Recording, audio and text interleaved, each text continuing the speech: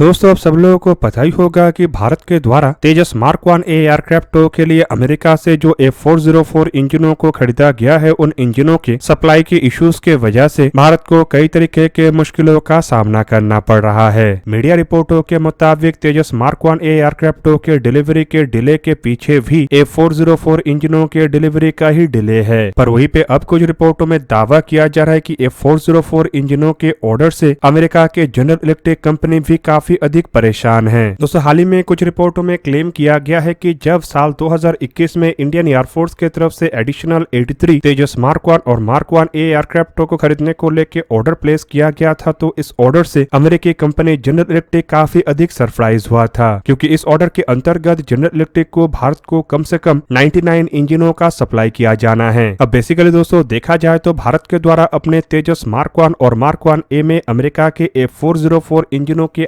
IN-20 वेरिएंटों का उपयोग किया जा रहा है, जिन इंजनों को भारत के तेजस मार्क 1 एयरक्राफ्टों के लिए स्पेसिफिकली मॉडिफाई किया गया है ताकि ये भारत के जरूरतों को पूरा कर सके। दोस्तों, ये जो F414 IN-20 इंजन है, ये करीबन 19,000 पाउंड थ्रस्ट प्रोड्यूस कर सकता है, या फिर कहे तो 84 किलोन्यूटन तक वेट थ्रस्ट प्रोड्यूस कर सकता है, और इसे तेजस मार्क 1 के लिए यूनिकली डिजाइन किया गया है। और कुछ रिपोर्टों में ये भी क्लेम किया जाता है कि F404 इंजनों के क्लास में ये सबसे अधिक वेट थ्रस्ट प्रोड्यूस करने में समर्थ है। अब दोस्तों देखा जाए तो पिछले 2 दशक में हिंदुस्तान एरोनॉटिक्स लिमिटेड को करीब 75 ऐसे F404 IN-20 इंजनों का डिलीवरी जनरल इलेक्ट्रिक कंपनी के तरफ से किया जा चुका है, जिसका उपयोग भारत के द्वारा तेजस एयरक्राफ्टों के अलग अलग प्रोटोटाइप और इवन मार्क 1 के प्रोडक्शन में भी किया गया था। अब दोस्तों, जनरल इलेक्ट्रिक के कुछ अधिकारियों के तरफ से भारतीय मीडिया को बयान देते हुए ये बताया गया कि जब एयरफोर्स के तरफ से एडिशनल एयरक्राफ्टों को मतलब 83 तेजस मार्क 1 और मार्क 1A एयरक्राफ्टों को खरीदने को लेकर ऑर्डर प्लेस किया गया था, तब जनरल इलेक्ट्रिक के अधिकारी काफी अधिक हैरान हुए थे, क्योंकि वो कभी एक्सपेक्ट नहीं किए थे कि इंडियन एयरफोर्स के द्वारा अतिरिक्त तेजस एयरक्राफ्टों के मार्क 1 वेरिएंटों को खरीदा जाएगा। बेसिकली दोस्तों, तब तक इंडियन एयरफोर्स के द्वारा करीब 40 तेजस मार्क 1 और मार्क 1 के ट्विन सेटेड वेरिएंटों को खरीदने को लेकर ऑलरेडी ऑर्डर प्लेस किया गया था, और साल 2013 में हिंदुस्तान एरोनॉटिक्स लिमिटेड के द्वारा तेजस मार्क 2 एयरक्राफ्टों के लिए F414 IN-S6 इंजनों का चयन किया जा चुका था। F404 इंजन अधिक थ्रस्ट वाला इंजन है, और इन इंजनों के सहारे भारत के द्वारा अधिक ताकतवर तेजस मार्क 2 एयरक्राफ्टों का डेवलपमेंट किया जा रहा था, और इसी वजह से हिंदुस्तान एरोनॉटिक्स लिमिटेड के अधिकारियों का मानना था कि इंडियन एयरफोर्स शायद और अतिरिक्त मात्रा में हल्के वजन के एयरक्राफ्ट मतलब तेजस मार्क 1 एयरक्राफ्टों को परचेज नहीं करेगा, और तेजस मार्क 2 एयरक्राफ्टों के द्वारा ही अपने रिक्वायरमेंट को पूरा करेगा। और दोस्तों, इसी वजह से जनरल इलेक्ट्रिक भारत के एडिशनल F404 इंजनों का ऑर्डर एक्सपेक्ट ही नहीं कर रहा था। रिपोर्टों में तो ये भी क्लेम किया जा रहा है कि F404 इंजनों का डिमांड भी लगभग समाप्त हो जाने के कारण जनरल इलेक्ट्रिक के तरफ से एक तरीके से इन इंजनों के प्रोडक्शन फैसिलिटी को भी शट डाउन कर दिया गया। पर साल 2021 में जब भारत की तरफ से एडिशनल तेजस मार्क 1 और मार्क 1A स्टैंडर्ड के एयरक्राफ्टों के लिए 99 इंजनों का ऑर्डर प्लेस किया गया, तो जनरल इलेक्ट्रिक के तरफ से फिर से अपने फैसिलिटी को रीओपन करने का सोचा गया, और बताया जा रहा है कि इसी प्रोसेस के वजह से ही इंजनों के सप्लाई में डिले हो रहा है। इवन कुछ रिपोर्टों में तो ये भी क्लेम किया जा रहा है कि भारत के इंजनों के रिक्वायरमेंट को देखते हुए ही F404 इंजनों के प्रोडक्शन को रिज्यूम किया गया है, लेकिन इन इंजनों के प्रोडक्शन को उतना अधिक नहीं किया गया है कि जो भारत के रिक्वायरमेंट को पूरा कर सके। अब भारत के द्वारा हर साल 24 तेजस मार्क 1A एयरक्राफ्टों को निर्माण करने का इरादा रखा जा रहा है, लेकिन वहीं पे जनरल इलेक्ट्रिक के जो प्रोडक्शन रेट है वो करीब सालाना 20 इंजन तक ही रहेगा। हालांकि इसके अलावा अगर देखा जाए तो हिंदुस्तान एरोनॉटिक्स लिमिटेड और एडिशनल 97 एयरक्राफ्टों का भी ऑर्डर एक्सपेक्ट कर रहा है, और इन ऑर्डर के साथ करीब